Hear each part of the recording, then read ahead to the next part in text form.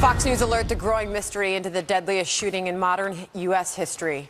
Las Vegas police now say Stephen Paddock had 1,600 rounds of ammunition, along with explosives, in his car. And he may have had a plan to escape from the 32nd floor hotel room where he unleashed his carnage on concertgoers Sunday night. This is Outnumbered. I'm Sandra Smith, and here today, Harris Faulkner, commentator and Fox News contributor Rachel Campos Duffy, former national security staffer under Presidents Bush and Obama Jillian Turner is here, and today's hashtag One Lucky Guy, Fox and Friends weekend co-host and senior political analyst Pete Hegseth, and he is outnumbered. Good to have you. I know you've had a long morning on Fox and Friends all morning. I love the studio. Yes, it's your home as well as ours. All right, let's begin. Police conducting a marathon interrogation of the gunman's girlfriend, Mary Lou Danley, yesterday. Danley, through her lawyer, denies she knew what her now dead lover had been planning. Authorities say Paddock spent decades stockpiling guns and living a secret life. And now questions are ramping up over whether this cold-blooded killer acted alone. Do you think this was all accomplished on his own? Self-value, face value. You got to make the assumption that he had to have some help at some point. Maybe he's, you know, a super yahoo that was working out all this on his own, but it'd be hard for me to believe that.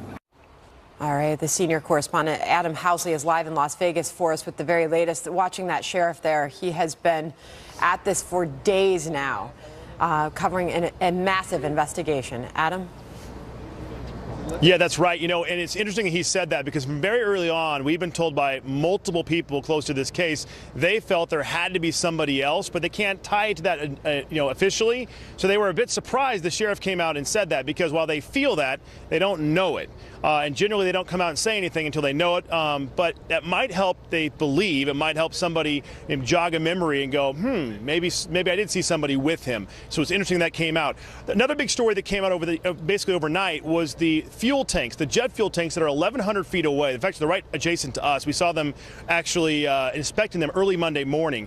The report from a local newspaper here was that he was targeting them.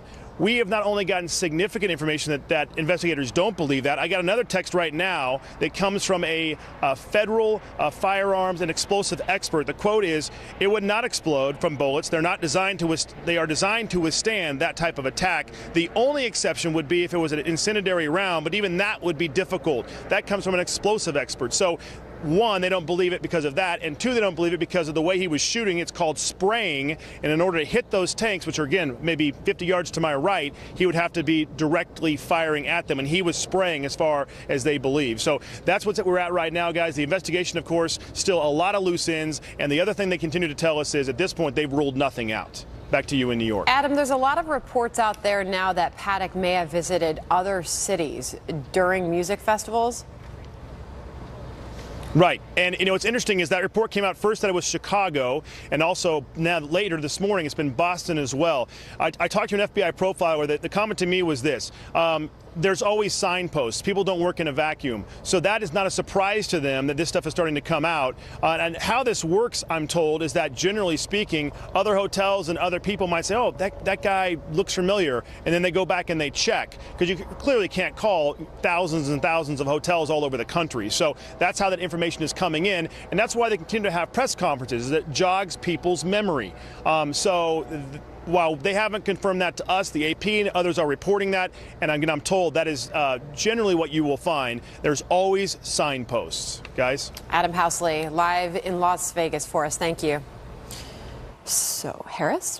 All right, well, we're going to talk about this just a little bit. And I know you're ex-military, so I can't wait to get your thought on this as a veteran. But we keep getting all these details on what he might have done with weaponry. From your experience, Pete, what is significant that we know?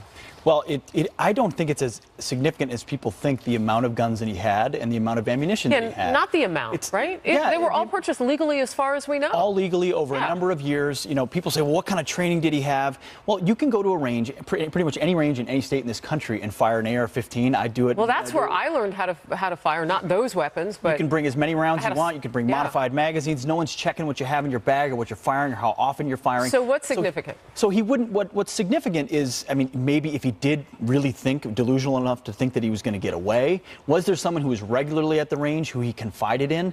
That might be the type of thing where you could get additional information about a motive. But it sounds like he was as secretive as it could be, and so maybe he is firing with people or spending time with other people, but not ultimately saying the reason I'm doing this is to shoot at people. To learn to use these rifles in the modified version, you really have to practice. You have to practice, but you can also go online and watch YouTube videos and learn how to use them, and then go to the range and over a period of weeks and months and years and become proficient with it. And if he's not using a point target, it's clear here, if he's spraying, which means it's an area target, you don't have to be accurate. You just have to understand how the velocity of the round works. It's a long distance, so he's going to have to put an arc on it. He knew enough to know that, and that's enough to be deadly. Yeah. A question that made me think of is it surprising to you that, so he was traveling with, maybe it's not surprising that he had that amount of weapons, but that he traveled with them and he brought them to this hotel? Clearly. Yeah, premeditated. Is it the first thing when I was reading and watching the coverage that I thought when we heard that people had come into his room during the course of his stay to like clean and do things like that, I thought, well, how could somebody not have somehow spotted if the weapons were in his room that whole time? Huge suitcases. They were just staying in Las Vegas, do a lot of golfing. My husband does. Yeah. Those bags are like twice the length of this table in some cases. My husband has a hard pack that you could get people into. They also do a lot of shopping. Foreign tourists come in with empty suitcases and leave with full suitcases. So they were just stashed in the suitcases, and no one was. Yeah, maids aren't supposed to go into your bags. What I find most surprising is that his lover says she suspected nothing. I mean, I don't know. I'm married. I just can't imagine that wonder what she suspected true. when that $100,000 showed up a few days before this happened. She were they floating that kind of cash between the two of them always? She said she was worried it was a buyout because he was going to leave her. All right, let's move on. Sure. We'll twist back to this conversation, too, but let's do this. President Trump is back at the White House now after visiting with victims, as we saw in Las Vegas. The president first went to the hospital where many survivors are being treated, one of the hospitals in Las Vegas. He spent time with them at their bedsides, hearing stories from making others laugh at certain times, and you see the First Lady in these photographs as well. This is University Medical Center yesterday. When he spoke later, he thanked the first responders and medical professionals for all their work, and he offered prayers and hope for the victims and their families. Let's watch. Many families tonight will go to bed in a world that is suddenly empty. The people they so dearly love were torn away from them forever. We struggle for the words to explain to our children how such evil can exist, how there can be such cruelty and such suffering. But we cannot be defined by the evil that threatens us or the violence that incites such terror. When the word and the worst of humanity strikes, and strike it did, the best of humanity responds.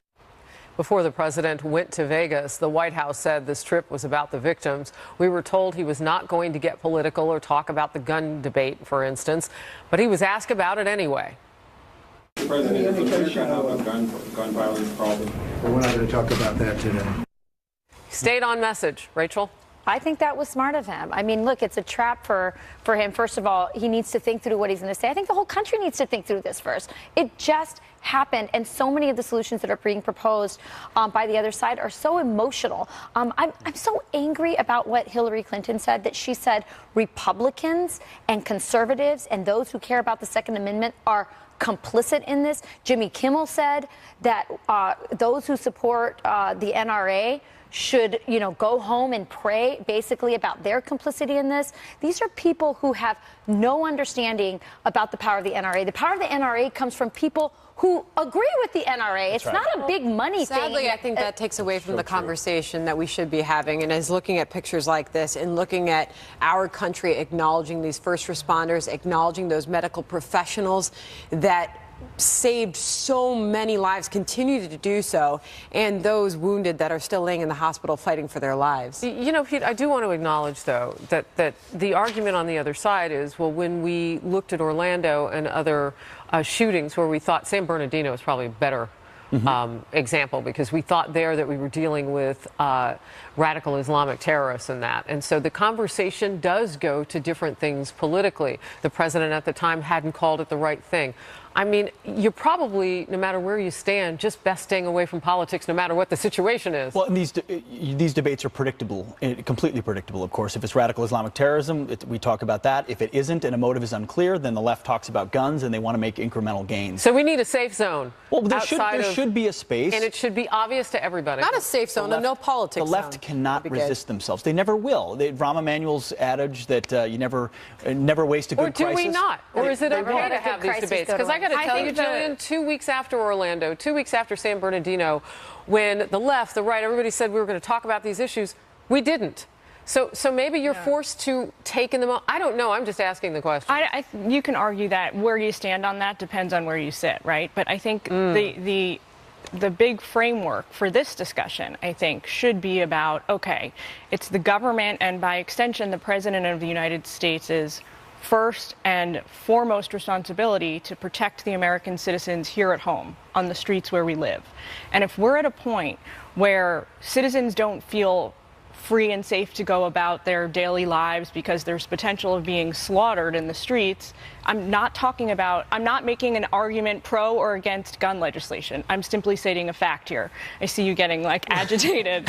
I'm simply saying that is a discussion. I think that should be the framework. Sure, and the other side will point out the negative liberties that the government is there to protect. But this is the primary. If you don't have that, then you have nothing else. You have no liberties and no rights as an American citizen. If you are potentially going to get slaughtered by your fellow Americans in the streets, that eradicates everything else. If you don't have the ability to defend yourself, then you really don't. And that's have fair. freedom. I'm not saying that, but I'm saying I think that's the framework. That is the way we need to approach this, not on one-off political issues about gun rights or illegal immigration. You know why that's so interesting? Because the one-off political issues tend to be pro-lawmaker, and it looks like grandstanding. I don't know if that's what Democrats' goal is today, but they do need to be reminded that the addition that this man reportedly added onto his guns, that bump stock as it's being called, that was new to me, came under the Obama administration, the legality of that addition onto a gun.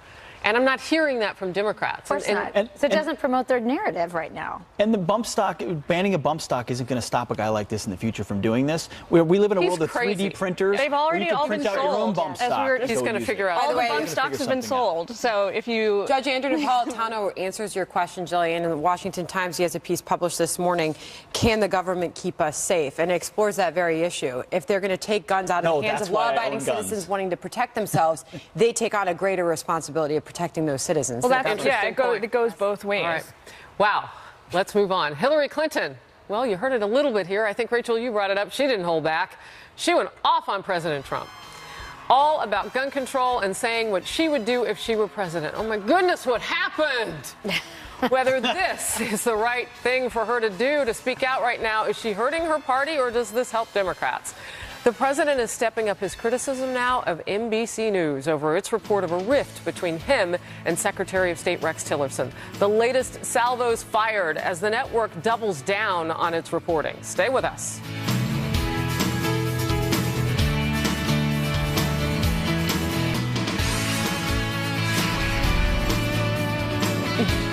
I'm just off a little bit. Today, President Trump slamming what he calls the, quote, fake news media. One day after NBC News doubled down on its report that Secretary of State Rex Tillerson called President Trump a moron and considered quitting the administration back in July.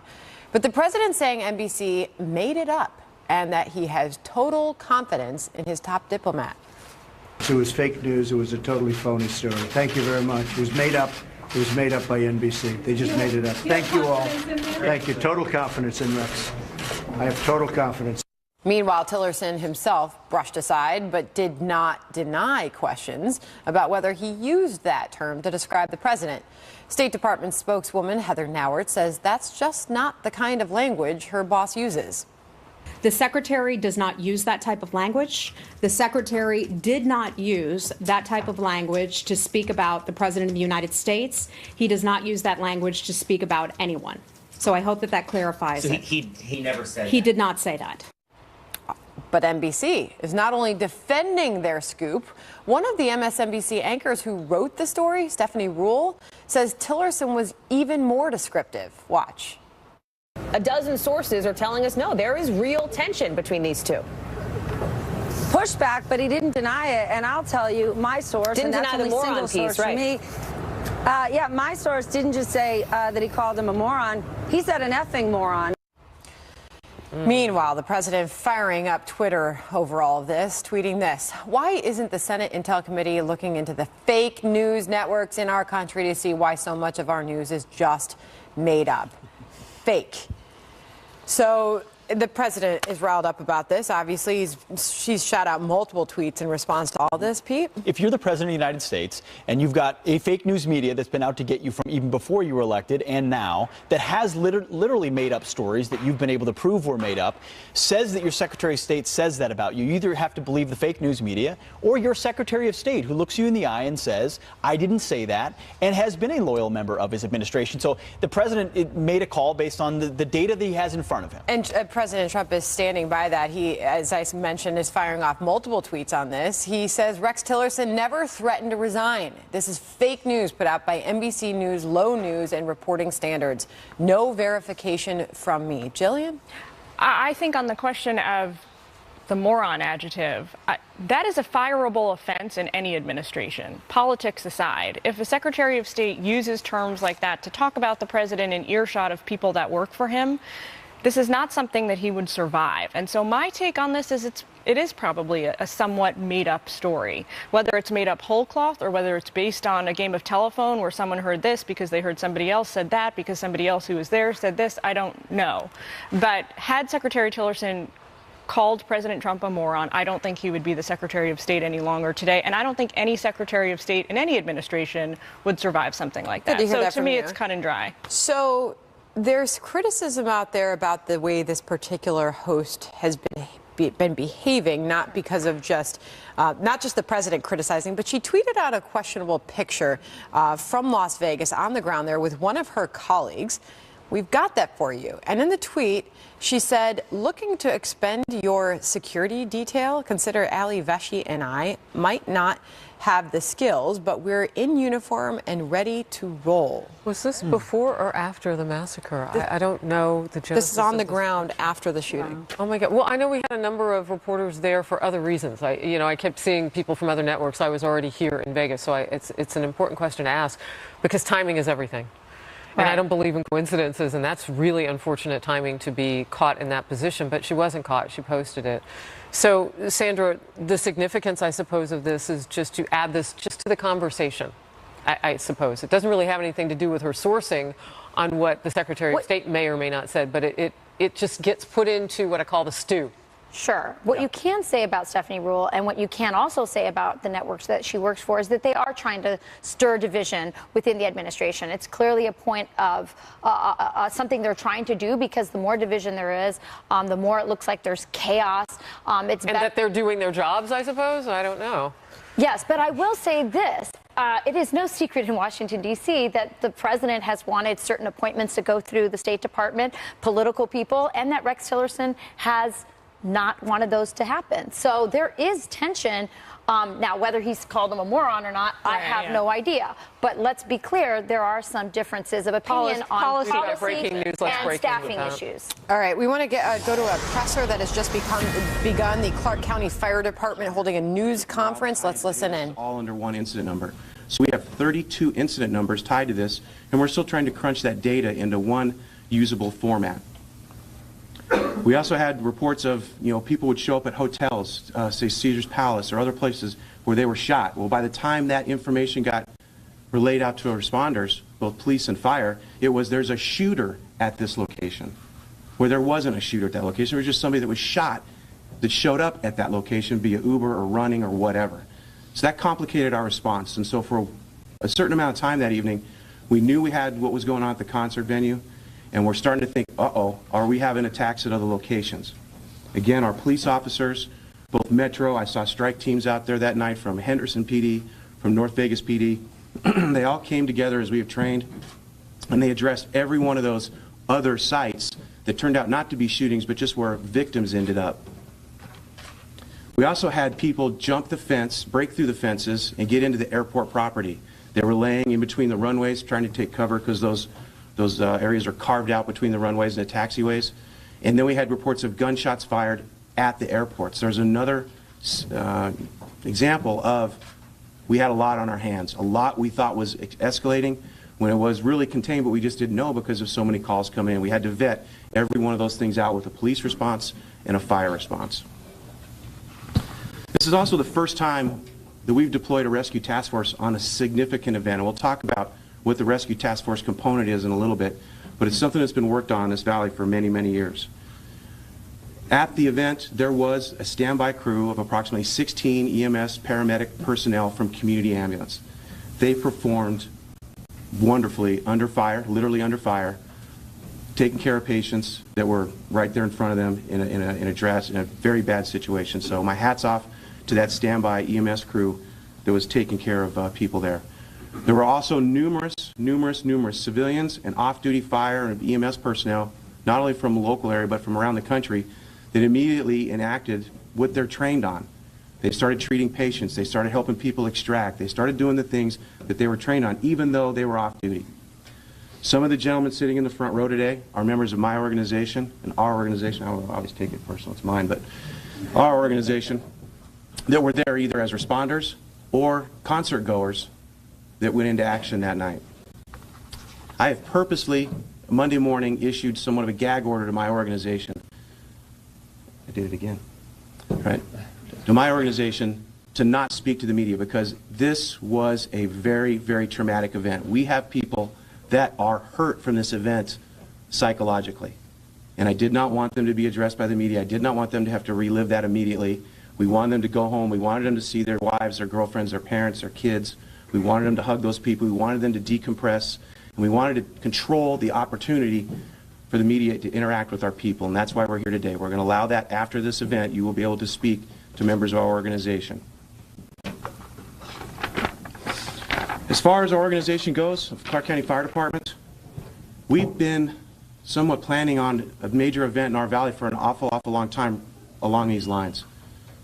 In about 2010, we were one of the first organizations in the country to place one of our fire captains into the Fusion Center, the multi-agency counterterrorism fusion center hosted by Las Vegas Metro. Through that, we've built relationships, we've developed response plans, we've met the community on many different fronts, and we were able to build out a program to handle situations such as this. We also were first to have a deputy chief, foreseeing what was coming down the road in 2015. I promoted a deputy chief position from the battalion chief ranks, which is Deputy Chief Scott Webster right here. And all he does nothing with the fire anymore. His absolutely no responsibilities. His responsibilities are law enforcement integration, dealing with strict security executives and teams. How do we integrate with them? How do we get in and out of your properties? How do we help you stay safe? And doing counterterrorism work with the Fusion Center and the MACTEC group, which I'll talk a little bit more about. Through that stuff, we began training our personnel. We were building a policy that had never been built before. We built this policy and we've shared it nationwide. And it took an awful long time. It took years. We developed plans, we'd run drills and find out what was wrong. We'd come back to the table, we'd redesign it, go back out, do it again. And it took us repetitive cycles over years to get it to where we thought this is the format we want. It works in drills. That's the Clark County Fire Department talking about their response to the Las Vegas massacre. A couple of things coming out of that, just talking about just the moment and the moments after that shooting took place, saying that there were dozens of 911 calls that were happening to the point where they thought there were multiple shootings happening. People fled to nearby hotels. He said victims broke through fences, fled onto airport property, just trying to get away and get to safety, giving some more color to those moments during and directly following the Las Vegas shooting. All right, a key enrollment deadline today for thousands of so-called dreamers as Republicans and Democrats appear far apart on a replacement plan. So can they reach a deal? And what does it all mean for the nearly 11 million undocumented immigrants here?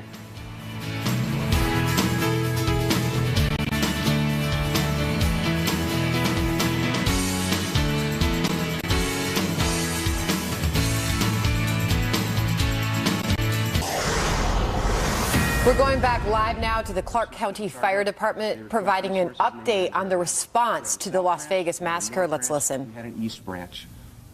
That's how we manage the situation. That's how we try to calm the chaos, so to speak, when things are going south. So now I'm going to reach into some of our equipment that we carry on our vehicles here. We were able to get this equipment years ago through some grant money to put on every single rolling piece of fire apparatus in southern Nevada. Southern Nevada.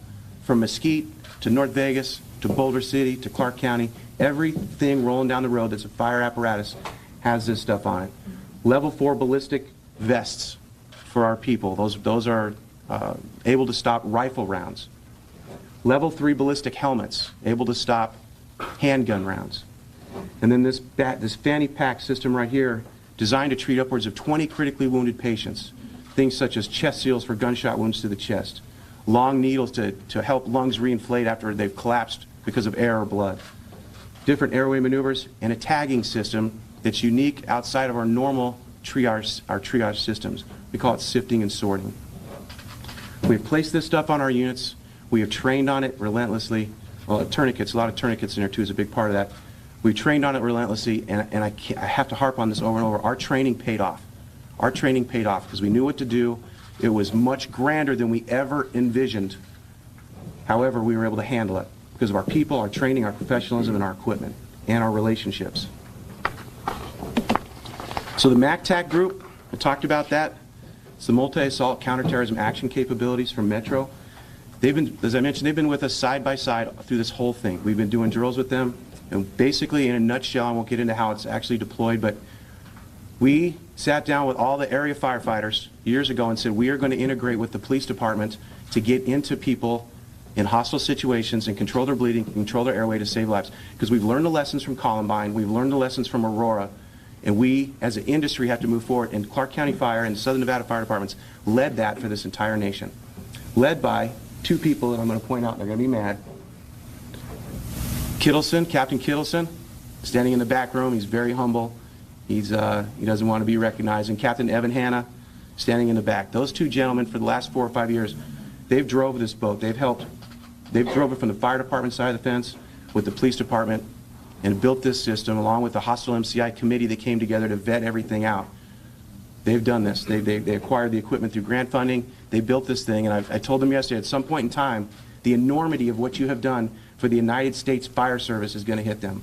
Because what we're going to be writing in reports and what we're going to be sending up as a result of this incident is going to end up on Capitol Hill, in DHS, and in the Department of Justice. So the work they've done and the work we've done collectively as a whole is going to change the fire service across the country and the way we integrate with our law enforcement partners on critical events. So at this point in time, I'll take a few questions regarding the incident that night, some of our responses, and again, like I said, at some point in time, I'm going to call the questions off. I do respectfully ask, as you deal with the men that are sitting down here in front of me today, that you don't swarm them.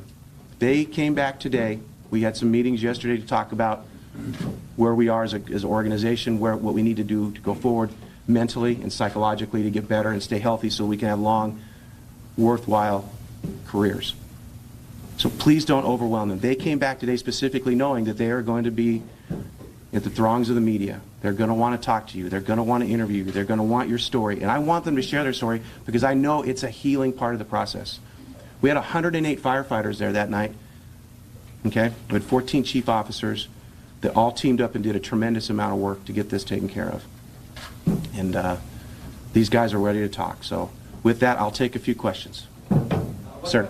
I worked with a couple of you guys last year on the active shooter situation and some of the training that went into that. Yes. At City Hall and then over at the police headquarters here. How much of that training came in handy on Sunday night? That training was, you know, it's very handy. It's not, I'm going to say handy, it's very important. That's exactly what we did. That was we formed 16 rescue task forces that night. And that's the rescue task force where we take 4 firefighters and 3 or 4 police officers and we put them into a group and we send them out. And those task forces that night weren't headed for the venue. We had 60 calls holding inside of hotels where people had huddled up at various hotels, were calling 911 saying, I'm shot, I'm injured.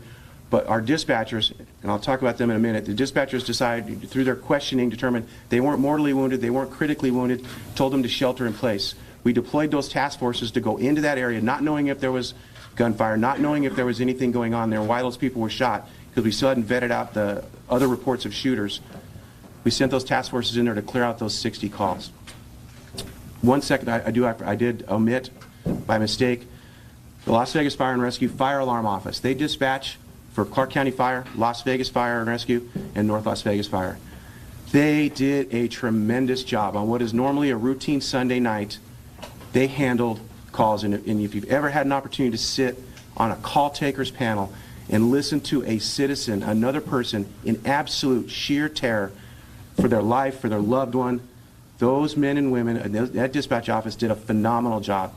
And they are heroes that just sat in one building and handled the phone calls, but they're heroes because they handled that business. They got people to where they needed to be. They handled the needs and resource requests of us as a fire department and as chief officers looking for our help. So I have to applaud them, as they did a tremendous job. Yes? Councilor, you mentioned this is going to change fire service across the country. Have other agencies reached out to you, and if so, what are you telling them at this point? Yes, we have taught some of this across the country. Captains Kittleson and Hanna have taught this many times. I've had the opportunity to do it myself at some of the fire chief level venues that I've been to. And I could not even begin to count the number of phone calls, texts, emails I've received from my counterparts in the country, Canada, England, that I've interacted with over the years. To one say, good job, and others to say, hey, I remember you talking about that at our conference. Thank you. Could you send it to me again, because we really need to take another look at it. And many of them said, you hit it out of the park. You guys hit it out of the park. That was something that nobody had ever planned for, and you guys handled it, and we did. Yes, sir. Could you explain in more detail how you mentioned that some of the victims were going to various hospitals and then reporting that there was a shooter at that, at that hotel. How did that make the situation more difficult for you? And then after that, if there's someone here who was actually on scene, if they could describe the scene for us. Okay, well, people that were on scene will speak when we're done. You can interview them. But as far as the reports of those other hotels, what that does is that complicates the matter. We know we got a lot of things going on here in the immediate area around that concert venue, but when you get a 911 call saying we've got shots fired at Caesar's Palace, or we've got shots fired at a hotel as far away as Spring Mountain, that complicates our response. What is going on in our town? Is this a single event, or are we now under a Mumbai-style attack where we've got multiple things going on in multiple properties? So we had to handle that, and the police department did a wonderful job, and especially tied in with our firefighters that did a wonderful job. Council? Yes, sir. Is there an estimate of time before the last patient was transported to the hospital, or what time you guys were there? I don't have an end time on transports to hospitals. Yep. Yes. You talk about the training and stuff. Can you talk a little bit about things or stories about things that they did that maybe you don't learn in training or you don't learn in a textbook, but in the moment it was the right thing to do? Things that we learned in the moment. Well, I can't really expand on that right now, because I haven't had a chance to talk to all of them to see what they improvised on. I mean, we train on a lot of things. We have a good equipment and tactics that we employ. Any on-scene improvisations I really can't speak to right now, because I haven't had that many conversations with the men and women right now that were there that night. Yes, sir. The first crew that was driving down the street and they were overwhelmed, what did they do at that point? They began to treat patients and call for additional resources, which is exactly what we would expect them to do. Yes, sir. Can you tell us those additional resources that came in, where did you have them staged and when were they allowed to move into the area where you knew you had an active shooter, into the concert venue general area? Well, they were coming from every single direction, northeast, south, and west. And they were headed to what would have been a designed staging area. However, they almost all of them encountered patients extracting in every direction. So they began to set up in those areas. So as far as getting into the concert venue itself, we had our unit that just happened to be right there when it happened.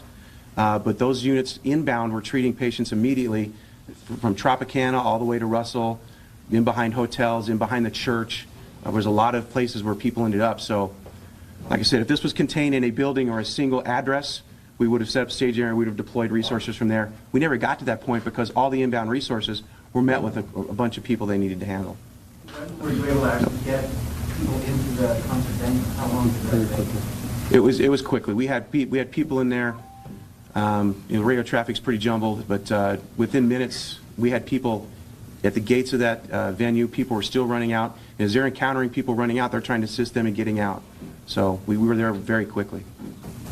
Can you break down the 108 firefighters you mentioned? Were those all Clark County, or did that include numbers from Las Vegas and the other jurisdictions you mentioned? Where were they from? Yeah, so he's kind of giving me a little brief update right now. It was 108 from Clark County. It was 160 overall as we looked at the books.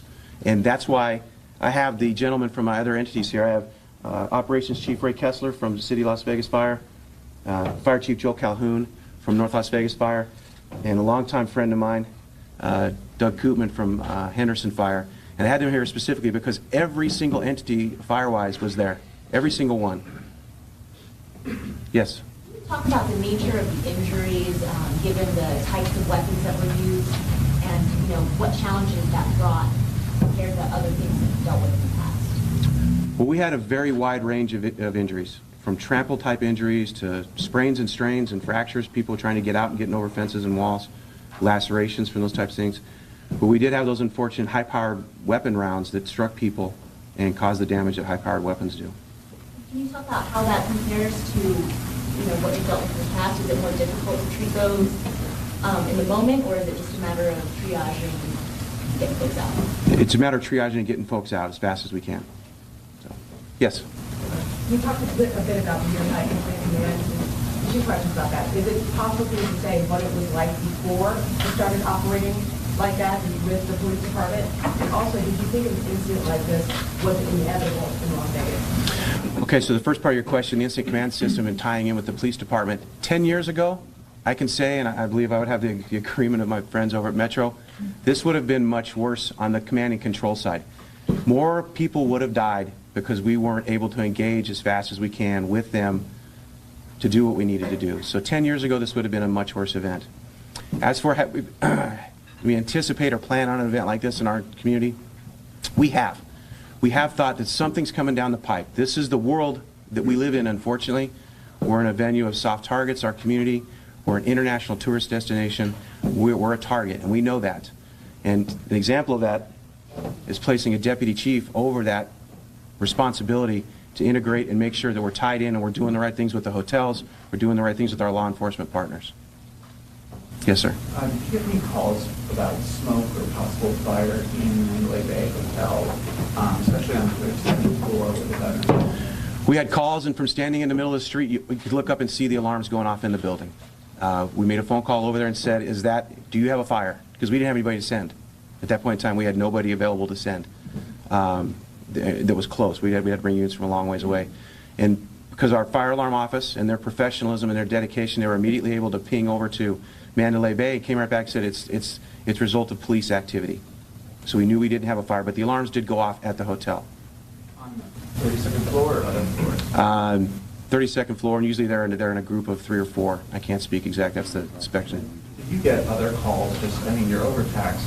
Did you get calls for just house fires and your routine stuff and how to handle that? That's a very good question. So, what we call Mrs. Smith, right? Mrs. Smith is our code name for the citizens. We still had calls. Mrs. Smith was still having heart attacks. People were still having traffic accidents. They were still getting sick. They were still having minor events that we responded to. So our system was very, very busy that night. In that event right there, we have a move-up system from our partners. Henderson Fire starts shuffling resources to fill the gaps.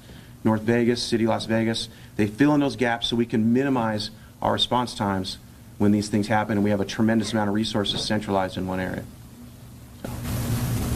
Chief Counsel, your reaction Yes. to all those community first responders who were concert goers and went into action? They were there on the ground. Absolute heroes. Absolute heroes. They didn't have any equipment with them. They didn't have any protection. They were on site. But through their training, they knew they've got to react. They've got to get some tourniquets on. They've got to take belts and make tourniquets. They've got to do things to try and save people's lives. They've got to help carry people out.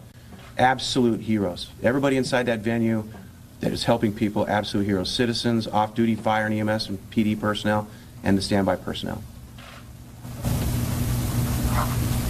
Did you guys use the equipment, the ballistic equipment that you would show us here?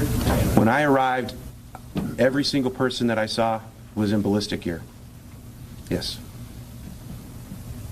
Yes. Was any of the gear pierced or damaged? Was anyone struck but saved by the gear? No, we had none of our personnel took rounds, and none of our personnel were hurt. In this respect, actually, we had one gentleman suffered a knee injury from one of the other fire departments, but that was not related to the incident. It was related to gravity. He got tripped. Yes, sir. Can you talk about the reason you guys started to train with police for biology here in the first place? We started because we saw what happened at Columbine. We saw what happened in Aurora, Colorado, and we saw from the reports of how these people died and the lack of interaction at some points with the police departments, and we knew we had to fix that. Yes. Follow up to an earlier question. So did you have staff inside near the Bay, specifically up on the 32nd floor during the night? We did not. Okay, I'll take two more questions. I'll take no more questions. Thank you for your attendance today, and I want to reiterate, these gentlemen right here in the front row, they were either there enjoying the event and got thrown into this mess, or those that responded from their stations, or those of us that came in from home. Thank you. Thank you very much. And please, please be gentle on my people. They are not PR trained specialists, so please be gentle with them. Thank you. Oh, the MCI rig is out back. For those that wish to go outside, we do have it out there. I've seen Pat's. We've shifted it out to the front. See, I get all my updates on the fly. This is how we work. It's out front, so anybody wants to go out and look around that, you can see what our vehicle is. So, thank you.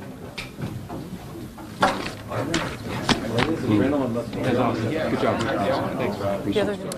All right, that is the Clark County Fire Department talking about their response to the Las Vegas massacre. 160 firefighters responded to the scene that night. The officer there saying our training paid off. However, it was much grander than we could have ever imagined. 16 rescue task forces were deployed that night. He talked about some of the injuries that were involved, tramples, sprains, strains, and obvious ones from the bullet wound impact. He said he could not begin to count the number of phone calls that he has received from his counterparts across the country, from even Canada, saying, good job, you hit it out of the park. Really nice to hear from the fire department there. Their response obviously saved a lot of lives, Pete. Absolutely.